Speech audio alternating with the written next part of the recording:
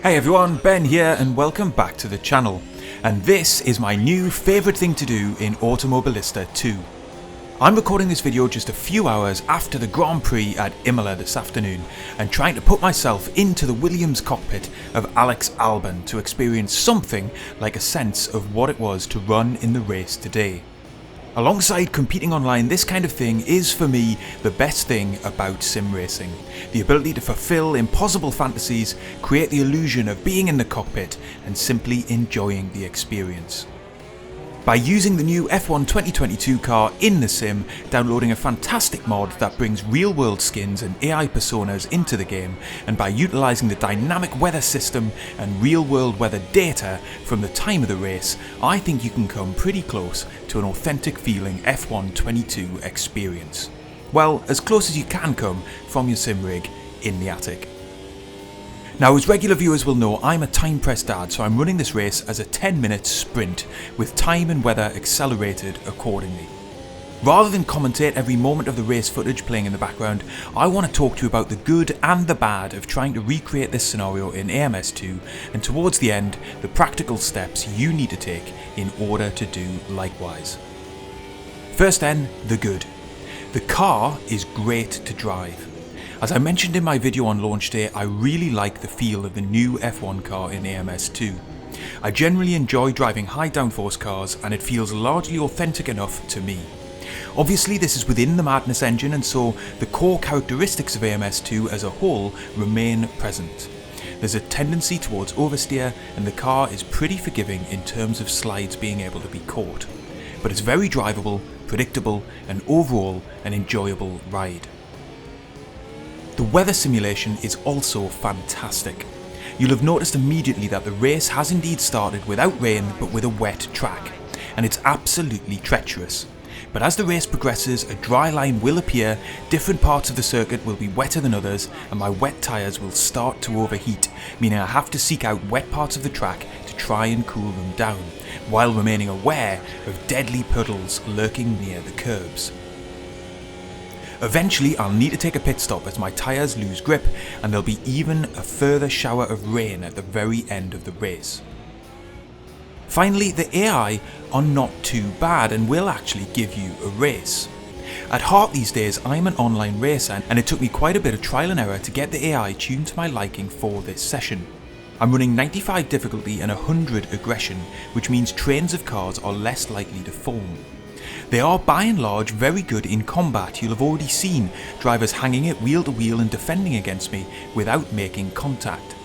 And the AI drivers do make mistakes, sliding through corners under pressure, coming together when trying to overtake, locking up or hitting curbs.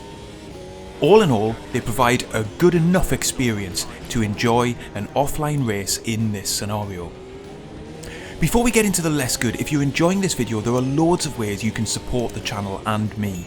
From leaving a like on this video, checking out other content on the channel and subscribing. All support is really appreciated. Okay, so that's the good. What's less good? Well, the physics are a little bit janky in the wet. For some reason, the default setup in these cars induces the most unbelievable porpoising, and even when lifting the right height I couldn't get it to go away, and so I've had to lower the force feedback in my wheel to stop my rig being shaken to pieces. While on the one hand it's encouraging to see the cars do mimic their real life counterparts in porpoising, it's odd that you don't get any of that in the dry. I suspect it's an issue with the wet tyres, but I'm honestly not sure. It's something for the devs to hopefully look at. Equally, while the AI do give you a decent race, they're not really facing the same challenges as you. They're definitely not on the same physics as the player, and that can lead to some strange and uneven pace, where in some parts of the track they're inexplicably quicker. That's largely okay, but it can lead to some illusion-shattering moments, and at worst, some sudden crashes and collisions. To counter this, you basically need to run a number of races in this scenario to understand where the AI will be strong and where they'll be weak. Finally, there doesn't seem to be a way to specify which drivers take to the grid. So despite all 20 drivers and 10 teams being included in this mod, the game has a tendency to bring you into the grid as an additional third driver for a team, while one team runs with only a single car. It doesn't happen all of the time, but it would be great to have a way of controlling specifically which cars start the race. So, how can you recreate this scenario? Well, first click the link in the description to download the brilliant mod from Race Department. Installation is easy with instructions included on the site. Set the time and date in your race setup screen, make sure you limit the grid to 20 cars from the same class, and depending on your skill level, I recommend a fairly high difficulty and aggression to prevent trains of cars forming. I run sprint races without qualifying, but you could go the whole hog and simulate the full race weekend and distance. In fact, if you do this, let me know how it goes in the comments. Once you're in game, I recommend checking the grid for duplicate liveries and setting up a pit strategy. You can find the option to do so in the Setup tab. This will mean you can run an automated pit stop if required mid-race. And my final tip is to treat the AI like you would any human racer in an online session.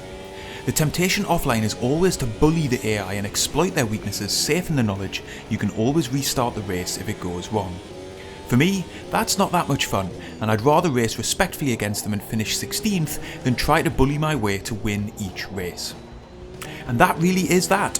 I had loads of fun running this race following the real life Grand Prix, and while later in the summer we'll have an official title from Codemasters that replicates this season of racing, until then this provides a great way to put yourself onto the grid and experience it for yourself.